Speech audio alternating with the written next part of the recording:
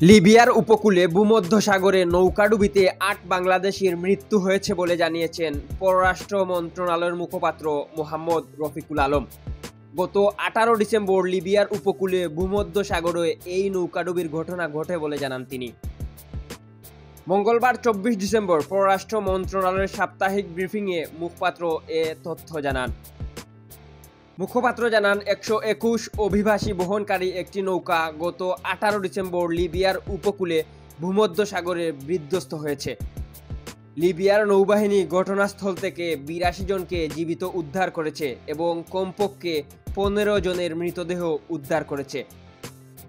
এ ঘটনার পর লিবিয়ার ত্রিপলিতে অবস্থিত আমাদের দূতাবাসের কর্মকর্তারা দ্রুত তার সঙ্গে বেশ কয়েকটি সূত্রের সঙ্গে যোগাযোগ করেন এবং স্থানীয় রেড ক্রিসেন্ট সোসাইটির একজন স্বেচ্ছাসেবক তাদের নিশ্চিত করেছেন যে উদ্ধারকৃতদের মধ্যে ৮ জন নিহত সহ মোট ৩২ জন বাংলাদেশি অভিবাসী রয়েছেন। বাকি অভিবাসীরা এখনও নিখোঁজ রয়েছে।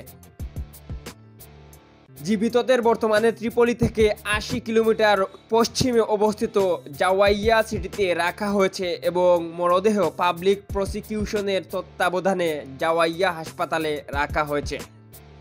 নিহতদের মধ্যে আরও বাংলাদেশি নাগরিক থাকতে পারে বলে আশঙ্কা করা হচ্ছে। এ দুর্ঘটনায় নিহত বাংলাদেশিদের পরিচয় নিশ্চিত করতে ত্রিপলিতে অবস্থিত বাংলাদেশি দূতাবাস কাজ করছে। দূতাবাসের কর্মকর্তারা লিবিয়ার পররাষ্ট্র মন্ত্রণালয় থেকে অনুমতি নিয়ে বেঁচে থাকা ব্যক্তিদের সঙ্গে যোগাযোগ করার চেষ্টা করছেন। তাদের সঙ্গে দেখা করার পরে এ বিষয়ে আরও বিস্তারিত জানা যাবে।